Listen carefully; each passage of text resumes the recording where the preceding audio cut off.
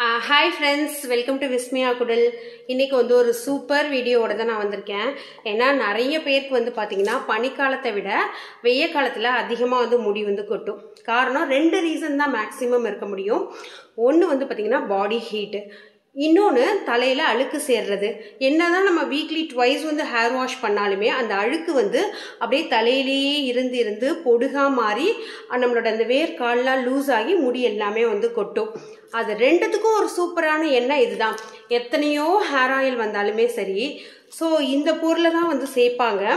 இந்த ஆயிலை வந்து பார்த்தீங்கன்னா நீங்கள் ஒரு வருஷம் வரைக்கும், நான் சொன்ன இந்த ப்ராப்பர் மெத்தடில் வந்து செஞ்சு வச்சுட்டிங்கன்னா ஒரு வருஷம் வரைக்கும் நீங்கள் வந்து ஸ்டோர் பண்ணி வச்சுக்கலாம். இது வந்து பார்த்தீங்கன்னா நான் லாஸ்ட் சம்மரில் செஞ்சது. இது மாதிரி 2 பாட்டில் வந்து செஞ்சோம். ஒரு பாட்டில் வந்து காலி ஆயிடுச்சு. இதை வந்து இப்போ நான் என்னோட சிஸ்டர் இவங்கெல்லாம் வந்து அப்படியே ஷேர் பண்ணி எடுத்துப்போம்.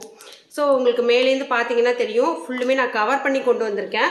ஸோ இது வந்து லாஸ்ட் இயரில் செஞ்ச எண்ணெய் தான். உங்களுக்கு பார்க்குறப்ப தெரியும். இதெல்லாம் வந்து நாங்கள் மேலே வச்சுருந்தோம் மாடியில், அம்மா வீட்டில். இந்த ஒரு மாதிரி அழுக்கெல்லாம் இருக்குது, தூசியெல்லாம் இருக்குது பாருங்கள். ஸோ இந்த எண்ணெய் எப்படி செய்கிறது அப்படிங்கிறத வந்து நான் உங்களுக்கு ஷேர் பண்ணுறேன். இது வந்து 2 விதமாக நீங்கள் யூஸ் பண்ணிக்கலாம். ஒன்று, எனக்கு ரெகுலராக ஹேர் ஆயில் அப்ளை பண்ணுற பழக்கம் இருக்குன்னா நீங்கள் வந்து அப்ளை பண்ணிக்கலாம். இல்லை நான் வந்து ஒர்க் பண்ணுறேன், எனக்கு ஃப்ரீ ஹேர் விட்டால் தான் வந்து பிடிக்கும் அப்படிங்கிறவங்க பிஃபோர் பாத்து நீங்கள் வந்து ஹேர் வாஷ் பண்ணுறதுக்கு முன்னாடி இதை வந்து ஒரு மணி நேரமோ, உங்களுக்கு சைனஸ் பிரச்சனையோ தலைவலி பிரச்சனையோ இல்லைன்னா நாள் நைட்டே நல்லா அப்ளை பண்ணி மசாஜ் பண்ணிவிட்டு மறுநாள் காலையிலேயுமே வந்து குளிச்சிக்கலாம். ஸோ இதை நீங்கள் மசாஜ் ஆயிலாகவும் யூஸ் பண்ணிக்கலாம், ரெகுலர் ஹேர் ஆயிலாகவுமே யூஸ் பண்ணிக்கலாம். ஸோ இந்த சூப்பர் எஃபெக்டிவான எண்ணெய் எப்படி செய்யறதுங்கிறது நம்ம வீடியோக்குள்ளே போய் பார்க்கலாம்.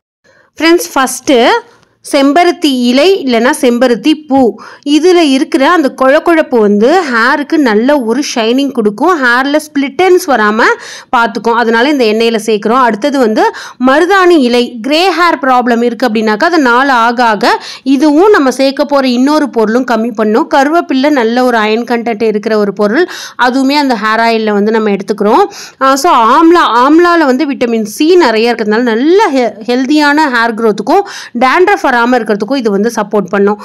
ஸோ இன்னொன்று வந்து பார்த்தீங்கன்னாக்கா கரிசலாங்கண்ணி, பிருங்கராஜ் அப்படின்னு சொல்லுவாங்க. இது வந்து நல்ல ஒரு கருப்பு கொடுக்கறதுக்கு, முடி வந்து நல்லா கருப்பாக ஆகிறதுக்கு, செம்பட்டை முடின்னு சொல்லுவாங்கள்ல, அதுக்கு வந்து சப்போர்ட் பண்ணும். வெந்தயம் வந்து நல்ல குளிர்ச்சி ஆக்கிறதுக்கு, ஆம்லா வெந்தயம் இதெல்லாம் அந்த ஆயிலில் நல்ல குளிர்ச்சியான எண்ணெயாக மாற்றுறதுக்கு வந்து யூஸ்ஃபுல்லாக இருக்கும். டேண்ட்ரஃப் ப்ராப்ளம் வந்து ஒரு மேஜர் இஷ்யூவாக இருக்குல்ல, அதுக்காக வேப்பிள்ளை வந்து சேர்த்துக்கிறோம். எல்லாமே ஈவன் குவான்டிட்டியில் வந்து எடுத்துக்கோங்க. வெந்தயத்தை தவிர கண்டிப்பாக செக் எண்ணெய் மட்டும்தான் யூஸ் பண்ணணும். வேறு எந்த எண்ணெய் யூஸ் பண்ணாலும் இதில் எந்த ஒரு பயனுமே வந்து உங்களுக்கு இருக்காது. ஸோ செக்கில் ஆட்டின எண்ணெயாக பார்த்து வாங்கிக்கோங்க. இந்த ஒரு எண்ணெய் வந்து பார்த்திங்கன்னா இரும்பு கடாயில் செய்யலாம், இல்லைனாக்கா ஸ்டெயின்லெஸ் ஸ்டீல், வேறு ஆப்ஷன் இல்லைங்கிறவங்க ஸ்டெயின்லெஸ் ஸ்டீலில் செஞ்சுக்கலாம். தயவு செஞ்சு வந்து அலுமினியம்லலாம் செய்யாதீங்க. ஏன்னா இந்த எண்ணெயை நம்ம ஊற வேற வைக்கணும். அதனால இந்த அலுமினியமில் இருக்கிற அந்த டாக்ஸின்லாம் வந்து எண்ணெயில் ஏறிடும். ஸோ இந்த எண்ணெயை ஊற்றிட்டு எண்ணெயில் லைட்டான பபிள்ஸ் வரும். அப்போ நம்ம சேர்க்க வேண்டிய பொருள் ஒன்று ஒன்றா வந்து சேர்த்துடலாம். இதில் வந்து பார்த்தீங்கன்னாக்கா ரொம்ப கசடு தங்காது நம்ம செய்கிற எண்ணெயில். ஸோ இன்றைக்கி நம்ம சேர்த்துருக்கிற பொருளெல்லாம் நீங்கள் ஒரு ஓட்டி அரைச்சி கூட வந்து சேர்த்துக்கலாம். உங்களுக்கு வந்து இந்த வழுக்க பிரச்சனையெல்லாம் இருக்குது அப்படின்னாக்கா நீங்கள் சின்ன வெங்காயம் கூட இந்த எண்ணெயில் சேர்த்துக்கலாம். அது கொஞ்சம் ஸ்மெல் மட்டும் மாறும். உங்களுக்கு அது வேணுமா வேண்டாமா அப்படிங்கிறது நீங்கள் வந்து முடிவு பண்ணிக்கோங்க. ஃபஸ்ட்டு வந்து வெந்தயம் போட்டுட்டேன்.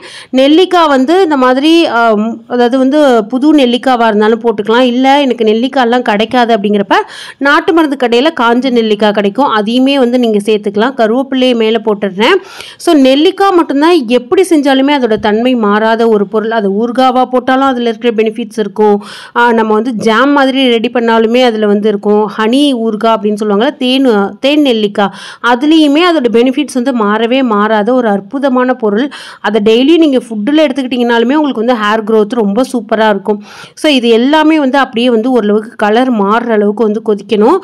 சில பேர் கேட்குறீங்க, இந்த மாதிரி தேங்காய் எண்ணெயை வந்து நம்ம கொதிக்க வச்சோன்னா முடி கொட்டாது அப்படின்னு சொல்லிட்டு. அந்த மாதிரிலாம் ஒன்றும் கொட்டாது. நீங்கள் இப்போ ரீசன்ட் டேஸில் வந்து பார்த்தீங்கன்னா இது வந்து நம்ம ஒரு 2-3 இயர்ஸ் முன்னாடியே இந்த எண்ணெய் வந்து எல்லாருக்குமே ரெஃபர் பண்ணோம்.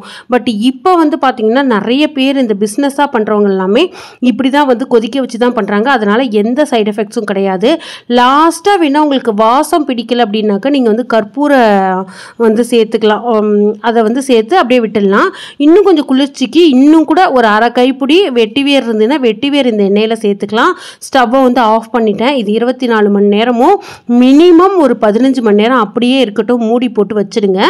அதுக்கப்புறமா நீங்கள் வந்து ஒரு வடிகட்டி வச்சு நீங்கள் வடிகட்டி யூஸ் பண்ணிக்கலாம். இது கைப்படுறதுனாலாம் ஒன்றும் ஆகாது. கையை பிஃபோர் அந்த வடிகட்டுறதுக்கு முன்னாடி கையை வந்து நல்லா க்ளீன் பண்ணிக்கோங்க. க்ளீன் பண்ணி வடிகட்டி வச்சிட்டிங்கனாக்கா அதில் கசடெல்லாம் இருக்கவே இருக்காது. இதே நீங்கள் அரைச்சி சேர்த்திங்கன்னா கொஞ்சம் கசடு வந்து தங்கும். அது எப்படியா இருந்தாலுமே அதில் இருக்கிற சத்து எல்லாமே எண்ணெயில் இறங்கிடும். இதை நீங்கள் நல்லா தேய்ச்சிக்கிட்டே வாங்க. உங்களுக்கு சின்ன சின்னதாக பேபி ஹேர்ஸ் வரதா இருக்கட்டும், அவங்களுக்கு டேண்ட்ரஃப் ப்ராப்ளம் போகிறது, அந்த பாடி ஹீட் வந்து கம்மியாகிறதெல்லாம் உங்களாலேயே நல்லா வந்து ஃபீல் பண்ண முடியும். ஸோ இந்த மாதிரி நம்ம ஒரு ஸ்டெய்னர் வச்சு ஒரு வடிகட்டி வச்சு நம்ம வடிகட்டுறப்ப கொஞ்சம் ப்ராடக்ட் வந்து வேஸ்ட் ஆகும். அதுக்கு நீங்கள் இந்த மாதிரி கிளாத்தில் வச்சு புழிஞ்சிட்டிங்க அப்படின்னாக்கா கொஞ்சம் எண்ணெய் கூட வேஸ்ட் ஆகவே ஆகாது. ஸோ ட்ரை பண்ணி பாருங்கள், அப்ளை பண்ணி பாருங்கள். உங்களுக்கு என்ன மாதிரி ரிசல்ட் இருக்குது அப்படிங்கிறத கமெண்ட்டில் கண்டிப்பாக ஷேர் பண்ணுங்கள். ஒரு மாதம் கூட யூஸ் பண்ணி பாருங்கள். அப்போ தான் மற்றவங்களுக்கும் இந்த மாதிரி டிப்ஸ் வந்து நம்ம ட்ரை பண்ணலாமா வேண்டாமா, இது உண்மையா பொய்யா அப்படிங்கிறது எல்லாமே வந்து தெரியும். ஸோ கண்டிப்பாக ட்ரை பண்ணிவிட்டு எப்படி இருக்குது அப்படிங்கிற உங்களோட ஃபீட்பேக் என்னோட ஷேர் பண்ணிக்கோங்க. Thank you, by.